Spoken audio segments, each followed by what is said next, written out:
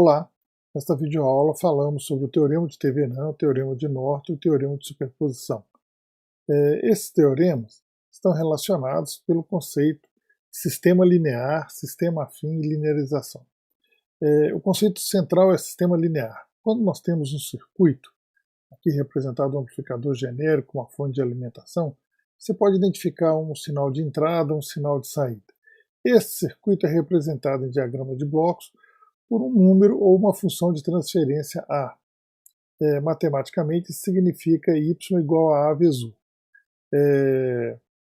Vamos agora desenhar o gráfico dessa função A vezes u, que é de um sistema linear.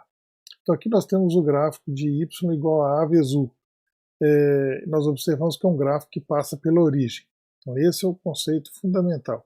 Todo sistema linear ele é descrito por uma reta que passa pela origem. E a equação é y igual a vezes u. Bem, mas é muito comum ter um sistema chamado afim, que é não linear. E ele não passa pela origem. A equação desse sistema aqui, se nós chamarmos esse ponto onde a reta cruza com o eixo y, nós temos uma equação do tipo y igual a u mais b. E esse sistema não passa pela origem. Aqui é interessante comparar para ver como que nós obtemos, por exemplo, no sistema linear, a inclinação, que é o coeficiente lá, que é o ganho, que é o nosso ganho A, ele é ΔY sobre ΔU. Então eu pego uma variação em Y, divido por uma variação em U, e a gente descobre que essa coeficiente angular aqui, ou a inclinação, é A, ΔU sobre ΔY. Mas no caso do sistema linear, se nós pegarmos um ponto y1 e dividirmos por um ponto u1, o valor obtido do coeficiente angular ou para a inclinação é absolutamente o mesmo. Então essa é uma propriedade interessante de sistemas lineares.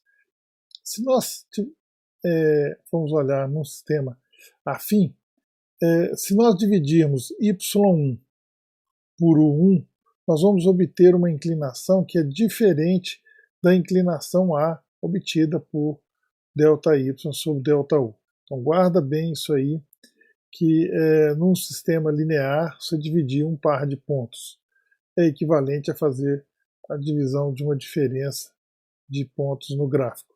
No sistema afim, esses valores são bem diferentes. No caso aqui, se nós dividirmos y1 por 1, nós vamos encontrar uma inclinação que é bem maior do que a inclinação real do gráfico aí. E quando o sistema é bem não linear?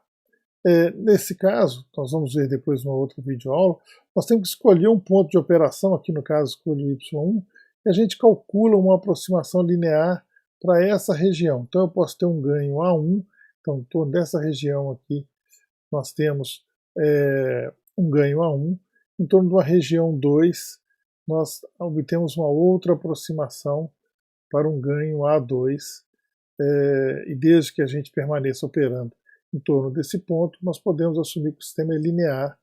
A gente fala linear por partes, mas se olharmos toda a variação, toda a extensão da entrada U aí, o sistema tem ganho não linear. Então, lembrando que sistema linear é só o que passa pela origem. E o que é que caracteriza um sistema linear? Vamos olhar aqui o seguinte. Então tem lá o nosso amplificador, a nossa representação y igual a vezes u, mas é comum nós, por exemplo, em vez de considerar uma entrada U, às vezes eu quero olhar o que esse osciloscópio está enxergando aqui, ou seja, com a relação à impedância vista por esse osciloscópio. Então eu quero encontrar aqui uma relação I2, Y2, e essa relação ela é do tipo afim, que é uma relação tipo AU mais B, onde tem o offset. Como é que eu linearizo esse tipo de expressão que é muito comum? Tem duas formas, basicamente. A primeira é deslocar a origem, ou seja, o que nós fazemos? Nós simplesmente redefinimos uma variável v, que é y menos b. Então, para a variável v, v é igual a AU, ou seja, nós estamos deslocando a origem desse ponto para esse ponto aqui. Então o eixo U continua o mesmo, mas agora a minha variável v ela é y menos b. E aí, nesse caso, o sistema é facilmente linearizado. Esse sistema é tão comum por exemplo, um sistema custa uma balança num comum restaurante Aquilo, aí você coloca um prato vazio para tirar o peso do prato. O peso do prato seria aqui esse offset que você está subtraindo. Uma vez que você retirou o peso do prato, você agora pode definir um preço por quilo de comida e aí o seu sistema volta a ser linear. Esse é um exemplo clássico aí. A outra forma de olhar, linearizar um sistema afim, é você considerar que o coeficiente B tem uma entrada multiplicando R. Eu posso fazer ela igual a 0 ou 1. Então, quando a gente escreve dessa forma, aqui, nós podemos representar, ou seja, em vez de deixar o offset como sendo uma constante, a gente assume uma segunda entrada R, e agora o Y ele é linear em relação à entrada U e é linear em relação à entrada R.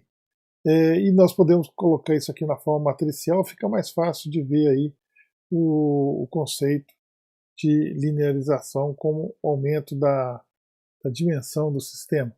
Ou seja, aqui a gente passa a ter uma matriz azão aqui, e aqui a gente teria um vetor de variável, aí, pode chamar de Z. Então, ou seja, do ponto de vista de A a Z, o sistema volta a ser linear, mas é um sistema agora com duas entradas. Então ele passa a ser um sistema multivariável. Essa é outra forma de linearizar, utilizada aí nas GPUs, Graphics Processor Unit aí, de vários jogos. Então essa é uma forma clássica de linearização. Então lembra das duas. O sistema afim é muito comum, ele é facilmente linearizado por esses dois processos. Agora, o que define um sistema linear? O sistema linear é definido por duas coisas. Ele obedece o princípio da superposição e o princípio da homogeneidade. Vamos falar primeiro do princípio da superposição. A gente considera uma entrada U1 que vai produzir uma saída Y1, uma entrada U2 que vai sair Y2 e uma entrada U3 que vai produzir a saída Y3. Agora nós vamos colocar uma restrição. Vamos falar que essa entrada U3 ela é formada pela soma das duas entradas anteriores, o 1 e o 2. Então o nosso Y3 é um A vezes o 3, que seria A vezes o 1 mais o 2. Bem, se nós utilizarmos aqui a expansão, nós vamos ver que Y3 pode ser escrito como A11 e A2. Mas A11 é exatamente a nossa saída Y1 e A2 é exatamente a nossa saída Y2. Então, dado a soma das entradas, a saída Y3 será a soma das duas saídas que a gente já tinha obtido. Essa é a propriedade mais importante aí do sistema linear. Isso aqui a gente chama de superposição. Vamos visualizar aqui graficamente para a gente ver como isso acontece. Então, nós pegamos aqui o mesmo amplificador com ganho 2 e nós vamos colocar a entrada 1. Aqui nós colocamos uma sequência de números, 1, 3, 2, 1, estão aqui em degraus. Então, se eu coloco 1 vezes 2, sai 2. Então, vamos dar uma olhada aqui. Então, primeiro sai 2, depois nós colocamos o número 3. Então, 3, 2, 1, a escadinha. Então, 2 vezes 3 vai sair ali 6. Depois 3, 2, 2 vezes 2, 4. E 2 vezes 1, 2. Então, se eu coloco uma sequência de números aqui, multiplicar por um número, só vai sair escalonado isso. Aqui embaixo nós pegamos uma outra sequência, 2, 1, 2,5, 2. Multiplicado por 2, produz uma outra sequência de sinais, que é 2 dá 4, quando for 2,5 dá 5 e assim por diante. Agora nós vamos somar essas duas entradas e passar no mesmo amplificador com ganho 2. E produz o Y3. E agora nós vamos sobrepor esses gráficos, ou seja, vou pegar a saída Y1 e Y2, estou somando essas saídas aqui então, e nós estamos plotando nesse gráfico os dois resultados. Observem que a superposição é exata, ou seja, se eu pegar esse gráfico 2 mais 4 dá 6.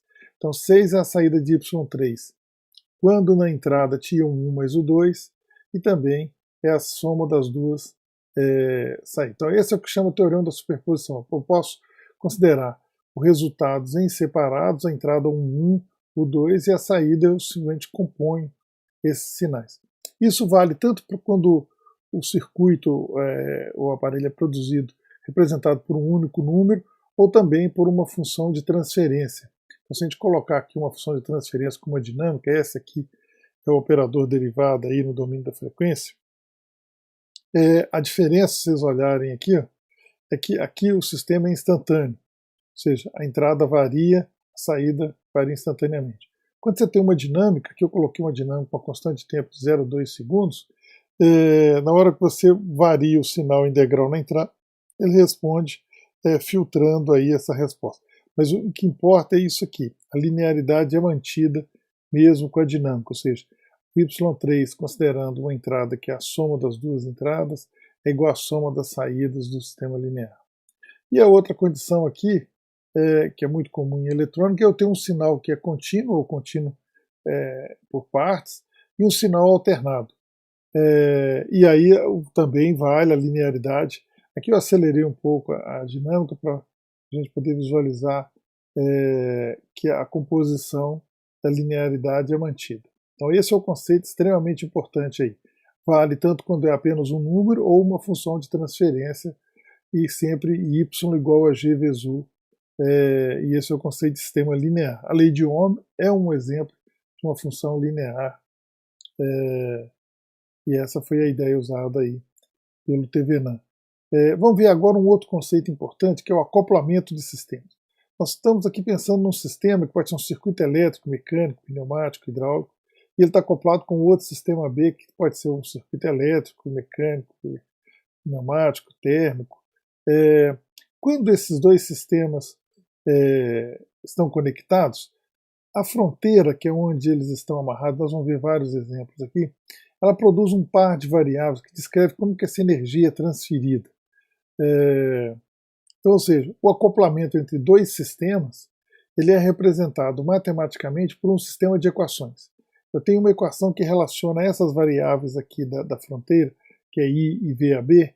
Eu tenho, a partir dessas duas variáveis, eu descrevo o comportamento do sistema A e também posso escrever com essas duas variáveis o comportamento do sistema B. E depois, essas duas variáveis que estão associadas à transferência de energia ou potência. Quer dizer, como é que um sistema reconhece o outro? Eles transferem energia ou potência de um para o outro. E essas duas variáveis, a que a gente representa ali como corrente elétrica, ela é também chamada variável de atravessa, porque ela atravessa. Mas em inglês ela é chamada de flow variable. E flow, às vezes flow em português é traduzido como fluxo, mas flux em inglês é traduzido como fluxo também. Mas é interessante notar que a palavra flow, ela é, neste contexto, traduzida como fluxo, mas no sentido de vazão, escoamento. Você traduzir flow para escoamento, a gente traduz como vazão, ou simplesmente como fluxo, lembrando que o fluxo aqui está representando algo que escoa, ou seja, tem uma vazão. E a outra variável, que é a variável, e é uma variável atravessa, não é isso? Isso é importante aqui a gente saber que essa é uma variável que atravessa. E a outra variável é a variável que a gente chamou de VAB, ela tem que ter a referência dos terminais, que a gente chama de variável sobre ou variável de esforço, que é aplicado sobre os terminais aí da interseção desses sistemas. Vamos ver um exemplo aqui, para a gente ver como que isso... nós colocamos aqui um ponto quiescente que é dado pela interseção de dois sistemas. O sistema A, descrito pela função f, nós falamos que I é igual a V2 menos 4. Aqui está o gráfico da função f. E a função, o sistema B, nós estamos representando como I igual a menos V2, que é esse gráfico aqui. E a solução, que é o ponto Q, é exatamente a interseção. Ou seja, para que esses dois sistemas estejam acoplados, a tensão e a corrente entre os terminais A e B, elas têm que obedecer, satisfazer os dois modelos matemáticos aí. Daí a gente sempre utilizar um sistema de equação. Aqui é um sistema de equações linear, então é fácil de resolver manualmente aí, usando papel e lápis. E depois nós vamos ver que o método gráfico ele é utilizado quando o sistema é não linear. Antigamente era usado muito papel, você botava um ábaco para fazer esse desenho. Aqui é interessante que quando o sistema é linear, a gente olha para esse sistema, a gente olha por linhas. Então a gente desenha uma figura para cada linha. Então isso aqui é uma equação de uma reta. Então eu venho cá e desenho. Então essa reta aqui representa essa equação linear. E essa reta aqui representa essa equação linear. Então quando a gente está fazendo o desenho por linhas, a gente chama isso de figura de linhas dos sistemas de equações lineares aí. Daí esse nome aí, guarda isso, figura de linhas é importante. Outra coisa interessante aqui, quando nós acoplamos esses dois sistemas, estão trocando energia ou potência. Então, olha, potência de transferência, aí de A para B ou de B para A, ela é o produto dessas duas variáveis. Então, uma variável através de uma variável sobre o produto delas me dá exatamente a relação de potência, e se eu tiver um intervalo de tempo definido, eu consigo calcular a energia. E a outra coisa importante é que impedância vista, por exemplo, no caso aqui, a impedância vista do sistema A, como é que ele enxerga o sistema B aí? Ele vê VAB dividido por I. A impedância é uma característica construtiva, mas você consegue mensurá-la utilizando essas duas variáveis. Então, as duas variáveis cujo produto me dá potência, a razão delas me dá a medida de impedância, ou seja, como é que se impede a passagem dessa variável através pelo sistema. E o inverso de impedância a gente chama de admitância, que é exatamente o inverso aí, usualmente pela letra Y. Vamos ver alguns exemplos de acoplamento de sistemas. Aqui nós temos o clássico da eletrônica, que é uma bateria, uma resistência e um LED. Eu quero acender um LED, eu tenho que colocar uma resistência para limitar a corrente. Então eu vou falar que a bateria e a resistência representam um sistema. E esse sistema ele é descrito por uma função afim. Em eletrônica, isso é chamado de método da reta de carga. Por quê? VTH e RTH é um sistema que nós representamos por uma reta. Vou só colocar aqui para a gente poder lembrar. Como é que eu desenho, como é que eu tiro essa equação? Se eu colocar 2 voltímetros dessa forma, esse ponto aqui é o meu ponto 2, então esse voltímetro e esse ponto aqui a gente chama de, vamos chamar aqui de 1. Então esse voltímetro aqui é o V21.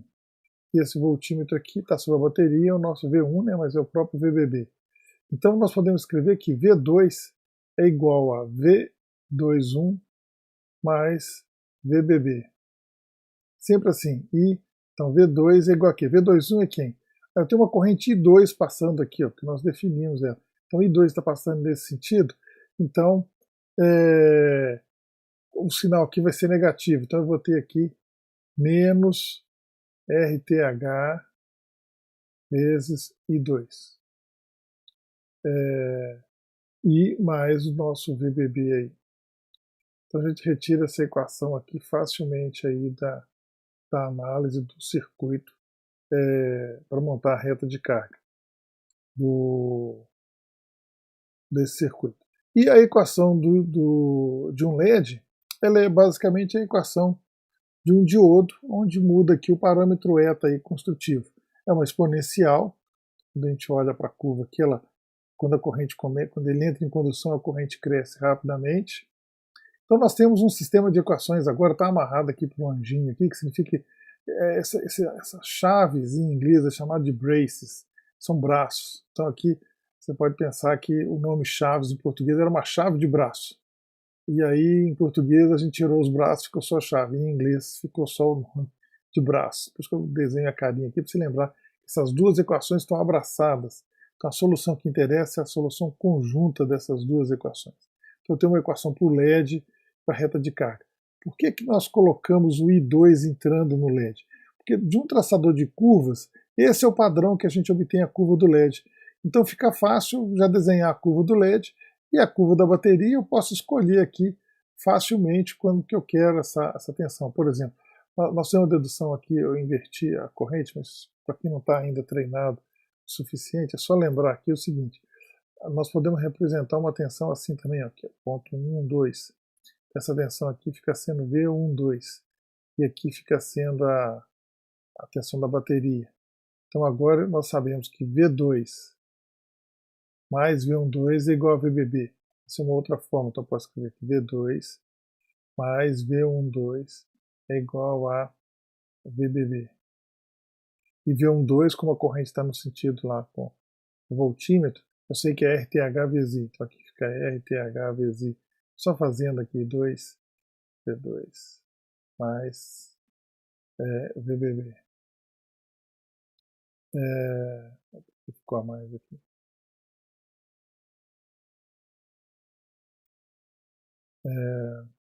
Então aqui fica, vamos repetir aqui, 1, 2, nós fizemos essa expressão aqui o VBB, e aqui o nosso V2. Aí fica fácil de ver aí que o V12, que é esse valor aqui, ó, V12 é igual a RTH vezes 2. E como esses dois estão somando igual, você vai passar para o outro lado, aí vai dar valor negativo aí, como a gente vê aqui, ó. Por isso que dá essa expressão.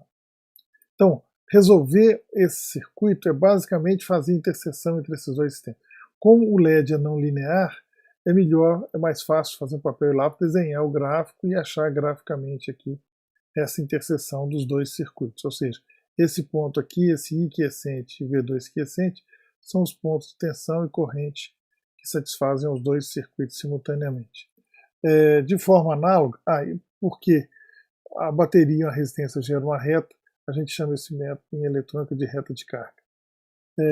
Nós temos aqui também, como transistor, bem equivalente, aqui, ó, nós temos lá, nós vamos fazer isso várias vezes, tem um transistor, ele é polarizado, então está a bateria lá no coletor com o resistor. Da mesma forma, a bateria, agora notem que a corrente está, em vez, está saindo aqui da resistência, entrando no transistor. Da mesma forma, o traçador de curva me dá uma corrente entrando no coletor na hora de traçar a curva.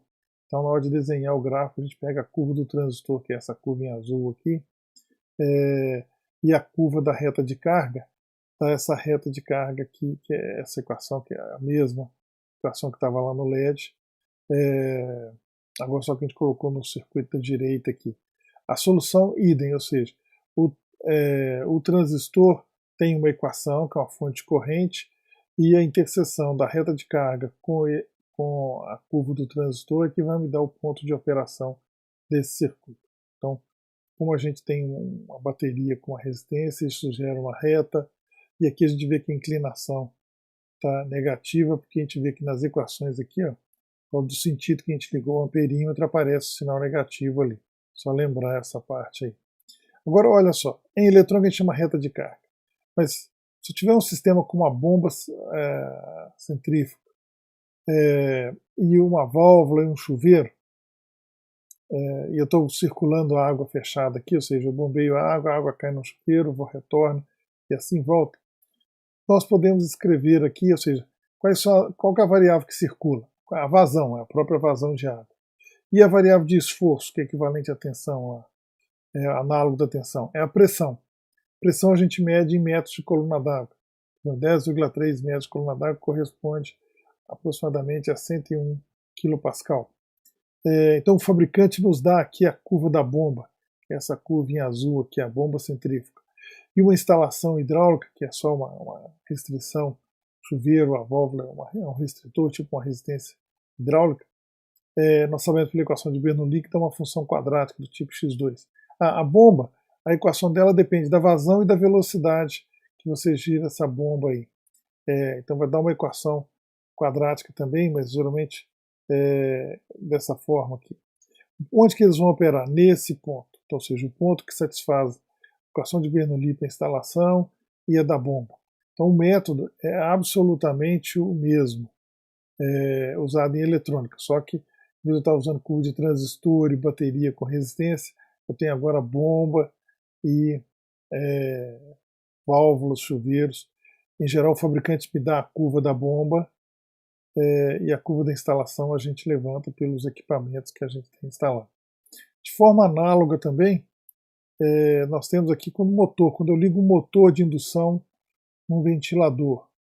Então, ou seja, o motor de indução tem uma curva, o ventilador também tem uma curva. A curva do ventilador é semelhante à curva ali da perda hidráulica, do escoamento de ar. Então, aqui está a curva do ventilador, essa curva verde, e essa curva tracejada aqui representa aí a curva de um motor de indução típico.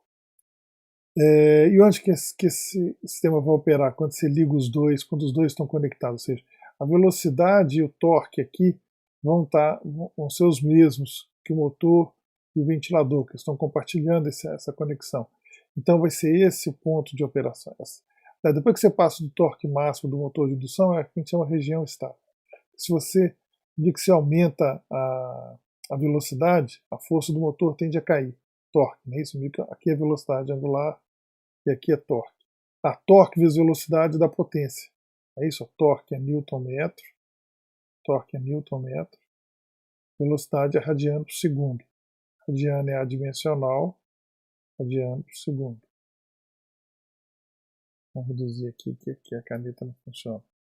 Radiano por segundo. Então, newton-metro é joule, joule por segundo. A gente fica newton-metro por segundo. Isso é joule por segundo. Joule por segundo é watt. Joule é energia. Então, as variáveis... o mesmo vocês podem fazer para a altura, que é pressão. Pascal vezes metro cúbico por segundo. O produto vai dar também potência aí. Aqui eu quero chamar a atenção para uma questão interessante, que o ponto de operação é esse, da curva. Mas vocês notaram que nessa região aqui eu posso fazer, eu até já coloquei aqui o eixo, é comum lá na disciplina de máquinas elétricas, acionamentos elétricos, eletrônicos, no sistema motor de indução, você representa o motor de indução por uma reta. Por quê? Se eu definir uma variável que a gente chama S no caso aqui de escorregamento, slide, em inglês, slide é slider é escorregador em inglês, e to slide é escorregar. Porque quando o motor de indução, o eixo está girando, o campo magnético ele fica defasado do campo induzido. E aí essa diferença, ômega n é a velocidade síncrona, que é a maior velocidade do motor aí, mas sem carga, e ômega é a velocidade atual aqui.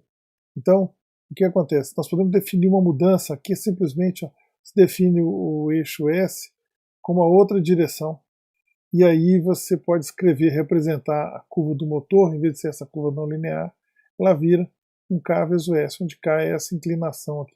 Então é um negócio bem conveniente, K é essa inclinação aí, que seria o modelo do motor.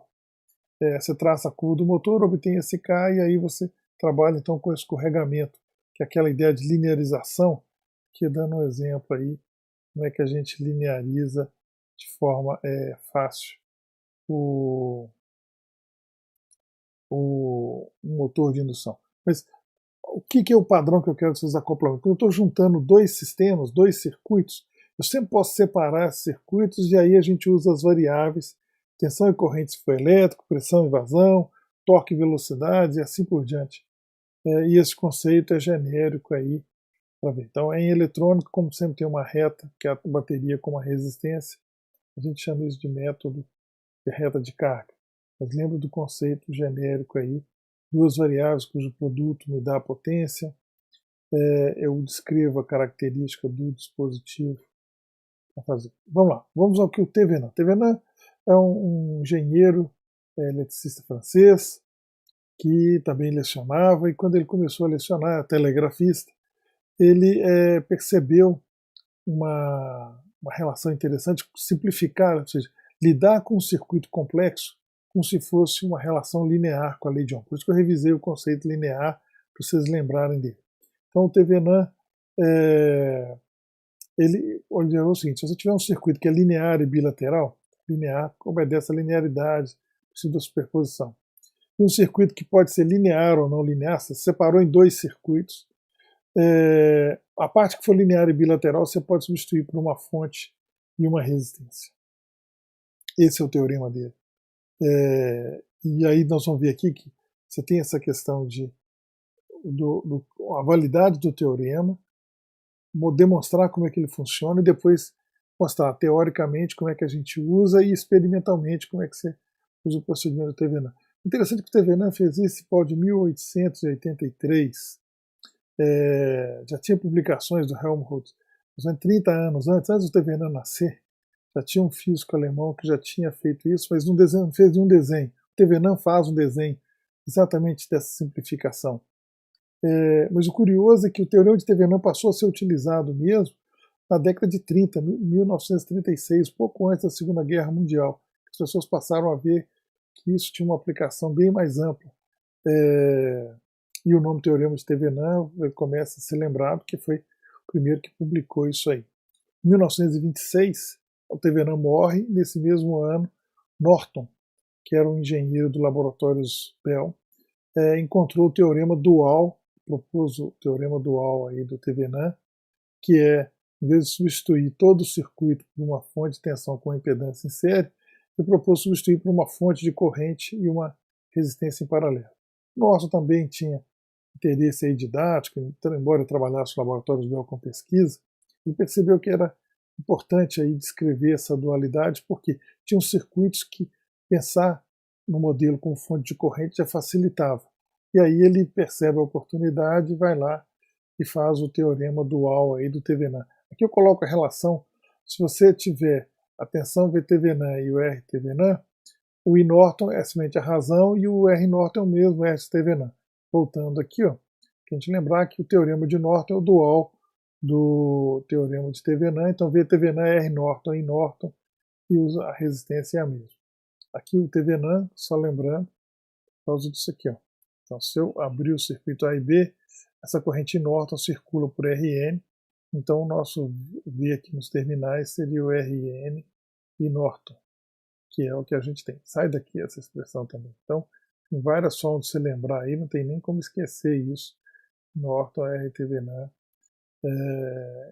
para poder lembrar. Tem que saber isso aí de cor e salteado. Vamos ver agora qual foi a observação do TVNAN. E aí, a observação é o seguinte: se eu tiver um circuito aqui que tem uma bateria e várias resistências, só componentes lineares e uma fonte. Então é um sistema afim, mas facilmente linearizado. Aí o TVNAN falou o seguinte: olha, essa parte aqui então é linear e bilateral, ou seja, o resistor conduz nos dois sentidos.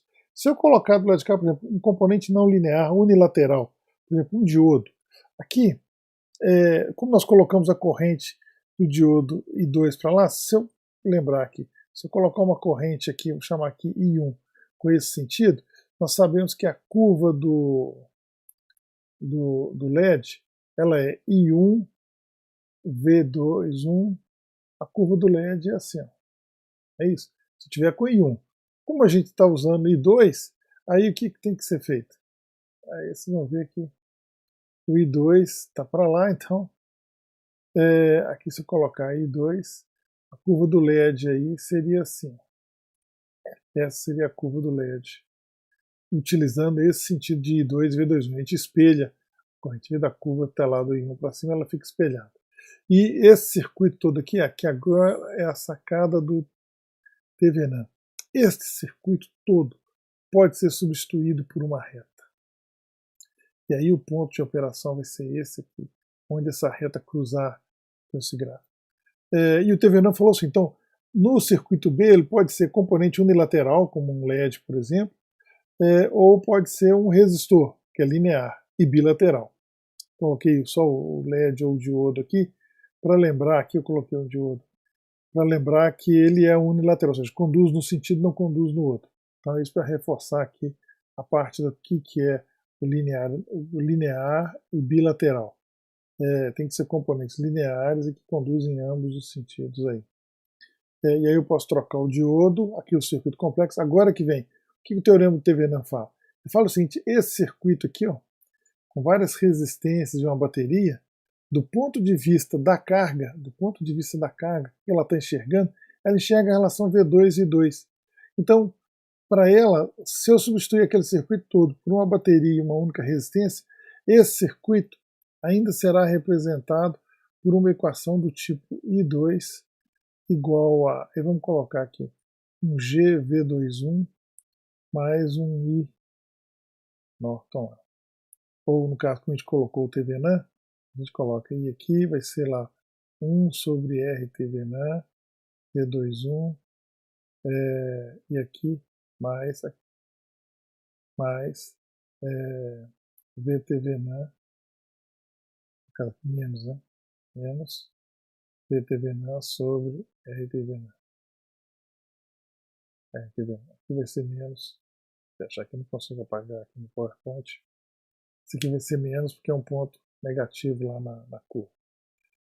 A questão agora é, então, qual o procedimento que eu uso para transformar esse circuito nesse circuito equivalente? Essa é a ideia. E aqui, ó, se eu tenho o circuito B, lembra o seguinte, esse circuito aqui vai ter uma reta desse tipo. Lembra lá aqui está I2, V21. V21. E esse circuito aqui vai ter uma equação desse tipo. Então, esse aqui representa o circuito A e essa reta representa esse circuito. A inclinação desse aqui é 1 sobre R5. E essa inclinação aqui vai ser 1 sobre RTH. E esse ponto aqui vai ser o nosso VTH. E esse ponto aqui é o nosso I norte, que é o VTH sobre o RTH. Essa é a ideia aí por trás do teorema. Vamos ver agora o seguinte, vou abrir aqui o GeoGebra para poder mostrar essa coisa. Aqui eu fiz o circuito lá, o equivalente TVNAM, VTH, RTH e um RL. Coloquei aqui o RL igual a 5, mas eu posso variar o RL. E aqui eu estou tirando as equações, aqui estão as equações desse circuito aí, fácil de vocês verificarem. Então a equação dessa bateria aqui vai ser o quê? Quando diviso de V2 e I2. Então eu sei que vai ser I vai ser igual a VAB sobre RTH menos VTH sobre RTH. Inclinação positiva. Essa equação aqui é essa reta aqui, ó. Essa figura de linha aqui. E o G é essa curva aqui, que é o menos RL. Por quê? Porque nós colocamos a corrente saindo de RL. Então aí a inclinação fica negativa. Daí a necessidade de você compreender muito bem como que você liga o amperímetro. Na hora de tirar as equações vai isso. Vamos variar aqui o seguinte, se eu pego o meu VTH e levo ele para zero, o que acontece quando eu estou variando meu VTH? Meu VTH é esse ponto que está cortando aqui o eixo das tensões. Ó, se eu levar ele a zero, você observa que a inclinação desse gráfico não muda, não é isso? Essa inclinação é exatamente o RTH, que é essa inclinação aqui. Bem, e se eu mudo o valor de RL? RL é essa carga, essa inclinação aqui. Se eu mudo RL, ó, eu estou mudando a inclinação da resistência. Ela vai a zero, infinito. Então, qual ponto que esses dois circuitos vão operar? Esse ponto vai operar um ponto de interseção das duas retas. Resolver esse circuito é exatamente calcular esse ponto, ou seja, qual que é a tensão VAB e qual que é a corrente que vai circular aqui no nosso circuito. Aqui, desde que eu produzo uma equação que seja uma reta, ou seja, que tenha um coeficiente vezes a tensão mais ou menos uma tensão aqui, esse circuito é uma reta. Se essa tensão VTH sai de uma equação que é R1 mais R2 dividido por R1 mais R2 vezes VCC, só vai mudar esse ponto aqui do ponto de vista do circuito desse R, ele vai sempre enxergar essa relação linear, que é o que está representado aqui nessa equação. Se eu vario. E aí, vamos ver agora o seguinte, no teorema de Thevenin, uma das regras é, para você calcular o RTvenin, você tem que zerar a fonte. O que significa zerar a fonte? Significa fazer isso aqui, ó, pega essa fonte e zero. Então, quando eu zero, essa reta vai para a origem. Então, ou seja, se eu curto-circuitar essa fonte aqui, eu agora estou medindo exatamente quem? Essa inclinação aqui, o inverso dessa inclinação, que vai ser o nosso RTH. Então, essa é a ideia aí por trás do teorema de Thevenin. Vamos avançar aqui para a gente ver agora como que a gente calcula, como é que é a coisa teórica da aplicação do teorema de Thevenin para a gente calcular. Eu tenho um circuito que tem uma bateria, duas resistências, que é um divisor de tensão clássico, e uma resistência em paralelo aqui, esse divisor de tensão, que eu chamo de RL. E nós queremos substituir esse circuito por um circuito equivalente de Thevenin. Qual é o procedimento teórico que a gente faz para isso aí? A gente começa o seguinte, primeira coisa, a gente remove a carga, que é a parte que nós escolhemos o par de terminais, 2, 1. Então, como é que eu removo essa carga? Então, como se tivesse uma chave, abrir, e agora só sobrou esse circuito. Depois que só sobrou esse circuito, eu vou calcular a tensão que está aqui nos terminais. Essa tensão aqui, ó, vai ser a nossa tensão, que é a tensão V2 aqui, é exatamente o nosso VTH. Por inspeção, a gente vê um divisor de tensão, então vai ser VS dividido por RA mais RB, me dá a corrente, né, isso aí, a corrente vezes RB me dá o V21. E o nosso VTH é exatamente essa tensão de circuito aberto aí, desse equivalente. Então, calculamos o nosso VTH. Depois, como é que a gente faz? Eu quero calcular agora o RTH. Como é que eu obtenho o RTH? Com o circuito aberto, eu coloco um ohmímetro aqui. O que é um ohmímetro? É uma fonte interna que injeta uma corrente e ele mede a razão entre essa tensão por essa corrente. Isso aqui um ohmímetro faz. Ou seja, estou querendo ver a impedância vista por esses terminais. Claramente aqui nós vamos ver que é RA em paralelo com RB. cujo equivalente dá RA vezes RB sobre RA mais RB aí. Então calculamos aí o circuito, achamos quem é RTH e o VTH. Então agora nós podemos pegar esse circuito original e convertê-lo no equivalente, ou seja, essa parte do circuito ela vira exatamente uma bateria e uma resistência. Nós vamos fazer isso várias vezes, então é bom saber isso aqui de cor e salteado aí. Agora que nós pegamos esse circuito e transformamos ele num circuito série, calcular a tensão V21 e a corrente que está circulando pela queda de tensão sobre a carga, e a corrente fica fácil, porque é um circuito série, simplérrimo. Então, a gente simplesmente, quem que vai ser a corrente? A corrente vai ser VTH dividido pela soma das duas resistências, está em série, então VTH dividido por RTH mais RL me dá a corrente, e a corrente vezes RL me dá a tensão, que é então fácil aí de calcular os valores. Observe o seguinte, quando é um resistor, você usa só álgebra. Se aqui for um diodo Zener, um transistor, um LED, componente não linear, agora nós teríamos que fazer aquele método do gráfico lá para achar a interseção entre as duas funções. Então, o método Thevenin é extremamente simples e ele simplifica o circuito de uma forma interessante, reduzindo aí ao se V igual a RI, que é a lei de Ohm. Vamos ver aqui agora um exemplo mais detalhado, onde nós temos um circuito com um divisor de tensão mais uma resistência em série que vai com a carga lá. Então o objetivo agora é o que esse circuito enxerga? Enxerga do ponto de vista de V2 e I2. Eu tenho que transformar esse circuito numa função. Aqui mais para demonstração. Aqui estou fazendo os passos do circuito, ou seja, sendo que V3 aqui está, aqui é o ponto 3, então V3 é essa tensão. V3 é R2 e 3, tá lá, R2 e 3. Quem que é V34? Então aqui está 3 e 4. Se eu tenho R1 e 1. Quem que é V3 menos V4? É R1 e 1, que é essa queda aqui, ó, V3 menos V4. Essa queda de tensão aqui, ó, é o V34, dividido por R1, me dá exatamente a minha corrente I1 aí. V4 é o próprio VBB,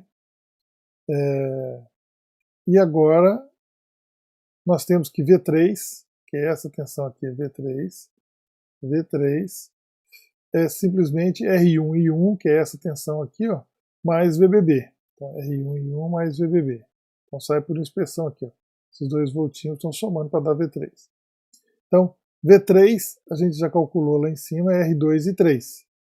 É igual a R1 e 1 VBB.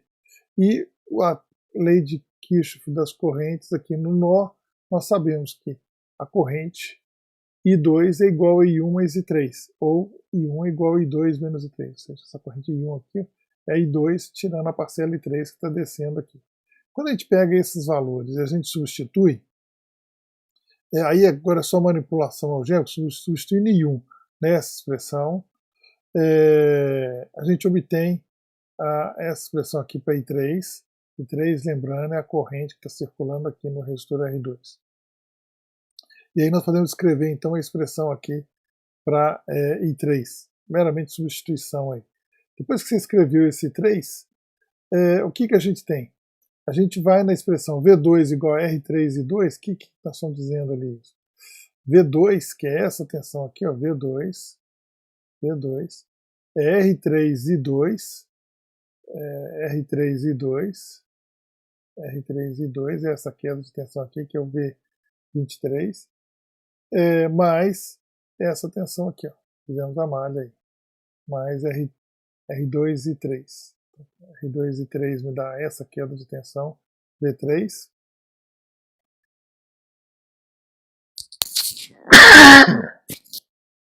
E aí a gente consegue escrever uma expressão para I2, e agora que é interessante, olha aqui, essa expressão aqui para I2, ela tem um formato do tipo AX mais B, onde a inclinação, que é essa expressão aqui, ó, é 1 sobre uma resistência. Exatamente o denominador aqui dessa expressão vai ser o nosso RTH. Por quê? Que é a inclinação desse gráfico. Então, se a gente pegar essa expressão aqui, que a gente obteve do circuito, e a gente traçar um gráfico, nós vamos obter essa curva aqui.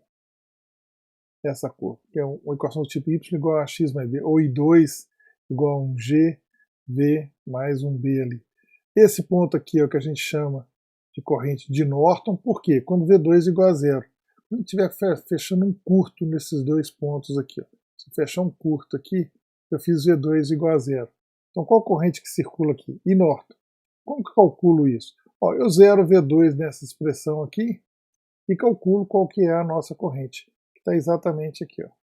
Então, se zerar V2 nessa expressão, aqui dá para obter então o valor da corrente, que é o I2, que vai ser exatamente o VTH sobre o RTH.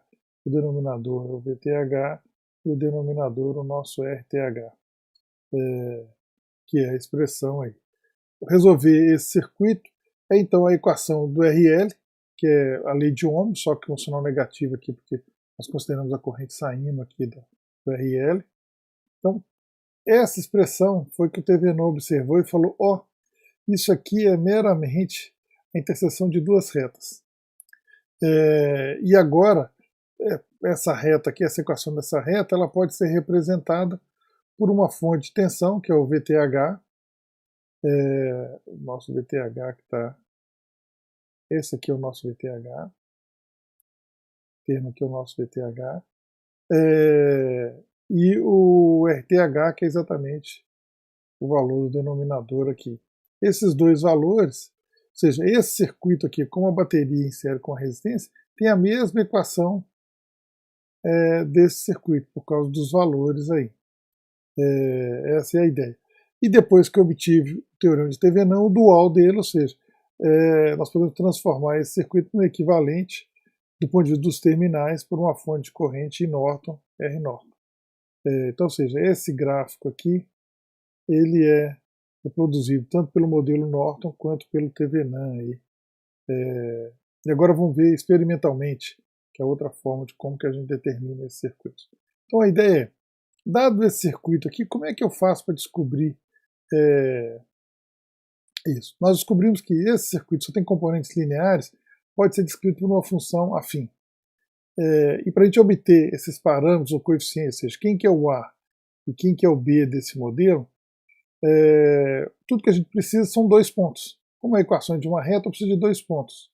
Quais são os dois pontos mais simples? Teoricamente, o VTH é quando o circuito está aberto, então eu abro a minha carga, que seria o meu segundo, meu circuito B aqui, e faço então o meu IA igual a zero, descubro um ponto, VTH IA igual a zero, onde a corrente que está entrando aqui é zero.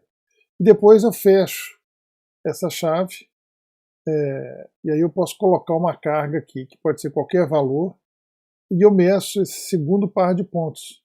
Essa tensão VA aqui, um V1 e um I1. Ponto desses dois pontos, qual que é o valor de resistência mais simples? Eu faço um curto, né? Se eu fizer essa resistência C0, estou eliminando essa resistência aqui, então fica fácil de obter aí. Só que na prática eu não posso muitas vezes curto-circuitar o circuito. Então a ideia é você obter isso aí. Bem, o Thevenin, quando eu faço essa parte aqui de abrir a chave, medir a tensão, nós vamos calcular 3 volts. Como que a gente acha isso aqui? Vamos dar uma olhada aqui nesse circuito, que fica mais fácil da gente lembrar aí, para ver aqui como que é. Na hora que a gente abre o circuito, então, eu quero saber qual que é a tensão que está nesse ponto aqui. Quanto que é essa tensão VA aqui, que vai ser o nosso VTVNAN? Olha só, uma forma de atacar o problema é pegar esse circuito aqui e fazer o TVNAN nele. Então eu vou achar aqui um circuito equivalente, vou chamar esse ponto aqui de B, é isso? Qual que é o TVNAN para esse circuito aqui? Eu tenho lá dois resistores. Qual que é o TVNAN desse circuito? 12, vamos colocar aqui 10K, 10K. Nós sabemos que o TVNAN é a tensão aqui, como os resistores são iguais, nós sabemos que aqui vai ser 6 volts. E a impedância, então 6 volts. E a impedância vai ser 10 em paralelo com 10, vai ser 5K. Então pronto. Agora eu sei que esse circuito está em série com esse aqui de 5K e 10K. Agora fica fácil de calcular a corrente, porque eu tenho 6 volts, 5K, com a resistência total é 5K, 10K, 20K. Então nós sabemos que a corrente que circula aqui I é igual a quê? É igual a 6 dividido por 20K, que é igual a mili, 6 por 2 dá 3, 2 por 20 por 2 dá 10. Então daqui dá 3 décimos, 0,3 mA. Então achamos 0,3 mA é a corrente que passa. Quanto que é a tensão no 10K, que é o VTH que nós estamos buscando? 0,3 vezes 10 vai dar exatamente 3 volts. 3 volts. Então o nosso VTVNAM do circuito todo, ou seja, o TVNAM, o VA que a gente está buscando ali, não é isso? Que é o nosso VA, é igual a 3 volts. E quanto que vale a impedância? A impedância, mais fácil ainda. A impedância, nós vamos curto-circuitar essa fonte aqui, que a gente faz ela ser 0 volts. E agora nós vamos olhar qual que é a impedância que está vindo aqui. Então, se a gente sair olhando aqui, ó, nós vamos ver qual circuito. Ó, nós vamos ver 10K em paralelo com 10K. Então, 10K em paralelo com 10K, isso vira 5K. Então, aqui é o ponto B. Aqui nós temos 5K, nós temos 10K, aqui está o ponto A, que é o ponto que a gente quer ver lá, e aqui é o nosso terra lá. Aqui nós temos 10K, então 5K com mais 5K, 10K, 10K em paralelo com 10K, 5K. Então o nosso RTVNAM é igual a 5 kΩ. Entenderam aqui, ó? Em série fica 10K, em paralelo com 10K. Vamos voltar aqui para não ficar essa resistência feia demais. A resistência tem que ter 1, 2, 3. 1, 2, 3. Isso, então aqui tem 10K. Aqui tem 10K. E o paralelo, então, nos leva a 2, 3, 5K, que é o nosso resistência de TVNAM. Então aqui, fácil de calcular aí o equivalente TVNAM. Aqui é a questão dos pontos, ou seja, esse ponto é o VTVNAM, se eu fecho o curto eu tenho o I norton. Mas nós podemos calcular um ponto intermediário, que é o que nós vamos fazer na prática. Se eu tiver 2 pontos, nós conseguimos construir a equação da reta aí, a partir desses 2 pontos. O norton é o equivalente desse circuito, ou seja, se eu curto-circuito esse ponto aqui, eu tenho o I norton, que é 3 dividido por 5, 30 dividido por 5 vezes 10 a menos 1 dá 6 mA lá, ó, 3 volts dividido por 5K, e a impedância R norton é a mesma, porque eu curto-circuito a fonte e vejo essa impedância aí. A gente encontra aí o nosso equivalente norton diretamente. Como é que a gente faz isso experimentalmente? Dado um circuito aqui, eu implementei ele no multisim, e a gente simula o circuito com a chave aberta, de removendo a carga. Aqui notem que quando eu estou com a chave aberta, ainda vai aparecer uma corrente IA aqui, essa corrente desse ponto aqui, de 3 picoamperes. Isso é porque essa chave, na hora de simular, a gente substitui ela por uma impedância muito grande lá, 100 gigaohms. Então aparece uma correntezinha, mas que é desprezível para nós, para todos os efeitos aí, só do ponto de vista de simulação.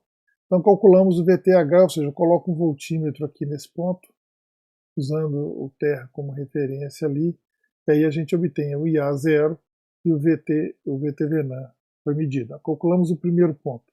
E depois eu fecho a chave, simulo novamente, e aí nós descobrimos que a tensão VA para a chave fechada é 1,5 volts e a corrente menos 300 microamperes, quer dizer, a corrente, nós medimos ela nesse sentido, então na verdade está negativa, está saindo ali positivo. Calculamos então uma corrente I1 aí, para esse valor de R5 que a gente deixou aí com 5K, 50% de 10K. Depois que a gente calcula esses 2 pontos, o que a gente vai fazer? Ó, nós calculamos agora o seguinte, esse ponto aqui foi o primeiro ponto que a gente achou, e depois nós calculamos esse ponto, que é quem? Que é a corrente 1,5 volts, aqui 1,5 volts, e aqui 300, menos 300 microamperes. Com esses dois pontos, a gente monta a equação da reta. Então, nós sabemos que RTH é ΔVA sobre ΔIA, então 3 menos 1,5, 3 menos 1,5 dividido por zero, que a corrente era 0, menos 300 micro. Descobrimos aí que está 5K. Opa, então bateu o valor que a gente mediu lá. E agora, então, nós temos o nosso modelo aí.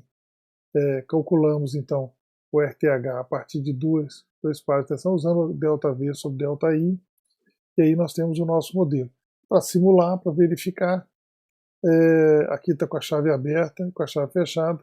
Com a chave aberta nós vamos medir 3 volts, e com a chave fechada nós vamos medir aí 1,5 volts, que são exatamente os mesmos valores. Então, ou seja, esse circuito aqui equivale a esse circuito. E aqui vocês viram que a parte experimental, não necessariamente você precisa curto-circuitar. No simulador você faz 2 pontos. Às vezes na prática a gente coloca a carga nominal e varia ela, aumenta 10% ou diminui 10% para poder ver, poder calcular a resistência TVNAM aí no circuito. A gente retira a carga, mede TVNAM, depois coloca a carga e faz essa medida aí. Assim que a gente faz a determinação experimental.